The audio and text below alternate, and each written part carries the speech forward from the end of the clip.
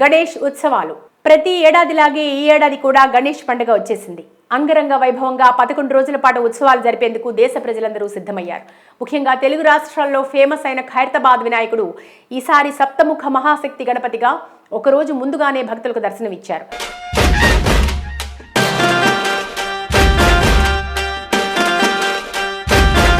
ఇక్కడ 70 సంవత్సరాలు పూర్తయిన సందర్భంగా 70 అడుగుల రూపంలో బ్రహ్మ విష్ణు మహేశ్వరులతో పాటు సరస్వతి మహాలక్ష్మి పార్వతుల సమేతంగా 7 తలలు 14 చేతులు తలపై 7 పడగల నాగశేషువుతో ఆకట్టుకుంటున్నారు.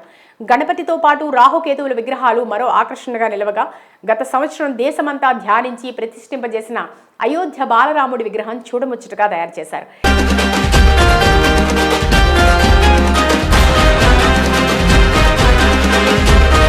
ఏటా గణపతికి ఇరువైపులా ఉండే మండపాల్లో శ్రీనివాస కళ్యాణం శివపార్వతుల కళ్యాణం ఘట్టాలు ఆకట్టుకుంటున్నాయి.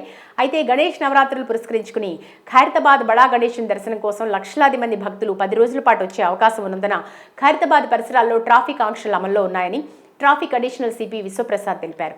సెప్టెంబర్ 7 నుంచి 17 వరకు వాహనదారులు ప్రత్యామ్నాయ మార్గాల ద్వారా గమ్యస్థానాలను చేరుకోవాలన్నారు. ముఖ్యంగా వారాంతాల్లో ప్రభుత్వ సెలవు దినాల్లో భక్తుల రద్దీ విపరీతంగా పెరిగే అవకాశం ఉందని వాహనదారులు తప్పనిసరిగా పోలీసులు ఏర్పాటు చేసిన డైవర్షన్స్ పాటించాలని సూచించారు. ఇదిలా ఉంటే ఏడాది ఖైరతాబాద్ వినాయకుడు తర్వాత హైదరాబాద్ నిజాంపేటలో గణేష్ ఉత్సవాలు మొదలుపెట్టి 25 ఏళ్లు పూర్తయిన సందర్భంగా బాచ్పల్లి మాజీ సర్పంచ్ కార్పొరేటర్ ఆగం పాండు ఆధ్వర్యంలో 28 అడుగుల భారీ వినాయకుడిని ఏర్పాటు చేశారు. ఖైరతాబాద్ గణేశుడి తర్వాత ఇది అతిపెద్ద విగ్రహాన్ని పాండు తెలిపారు. మరోవైపు వినాయక చవితి పర్వదినాన్ని పురస్కరించుకుని దుబాయ్లోని తెలుగు ప్రజలకు స్పెషల్ భోజనాన్ని అందుబాటులోకి తెచ్చారు. గణపతిని కొలిచి పిండి వంటలు తయారు చేసుకునే వెసులుబాటు తీరిక లేని వారికి ప్రసాదాన్ని ఆన్లైన్లో అమ్మకానికి ఉంచడం ఆసక్తికరంగా మారింది.